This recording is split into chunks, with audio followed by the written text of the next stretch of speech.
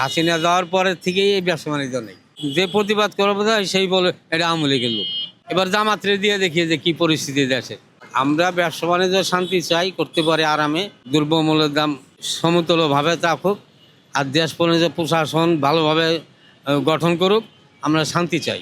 এই ছিনতাইকারী, এই রাহাজানি, এই চাঁদাবাজি, এগুলি আমরা চাই। আমরা দেশে শান্তি চাই, যেই আসুক আমাদের ভালো করবে সেই আমাকে ভালো। আমি বর্তমানে এখন মনে করেন সব দলই তো দিয়ে দেখছি, আওয়ামী লীগরে দিলাম, বিএনপিরে দিলাম, জাতীয় পার্টির দিলাম, এবার জামাতরে দিয়ে দেখিয়ে যে কি পরিস্থিতি দেশে, কি কেরম তারা কেরম চালায়। সব দলই তো দিয়ে দেখছি, কেউ তো জনগণের কোনো কথা বলে না। ব্যবসা বাণিজ্য এখন নেই, আগে ভালো ছিল ব্যবসা বাণিজ্য, বর্তমানে নাই। হাসিনা যাওয়ার পরের থেকেই এই ব্যবসা বাণিজ্য নেই, খুব খারাপ। আমি এখানে তো মনে করেন 5,000 6,000 টাকা ডেলি বিক্রি করছি, এখন 1,000 800 1200 এরকম বিক্রি হয়। মানুষের আয় কমে গেছে। অনেকেই বলে যে 2 নম্বর পয়সা নাই।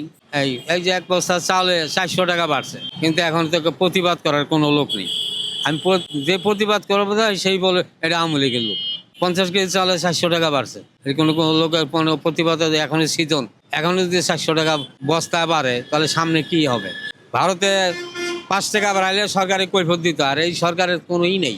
এইভাবে আমাদের মধ্যবিত্ত গরিব মানুষের সমস্যা, বড় লোকের তো কোনো সমস্যা না, তাকেও অঢের পয়সা, তাকেও সমস্যা নেই। আমাদের তো সমস্যা।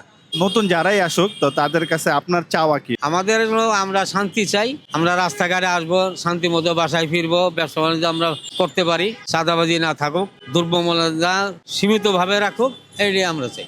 এটি আমার সরকারের কাছে আমাদের এটি আমাদের চাওয়া পাওয়া, এত আর কোনো চাওয়া পাওয়া নেই। দেশে তো উন্নয়নের যেই আসুক, জনগণের কথা কেউ বলে না। আর আমরা তো মনে করি আমাদের তো প্রেসিডেন্ট হওয়ার কোনো স্বপ্নই নেই। তবে যেই আসুক, গরিব মানুষের জন্য যে চিন্তা ভাবনা করে, এইটাই হলো দেশের চাওয়া পাওয়া। এই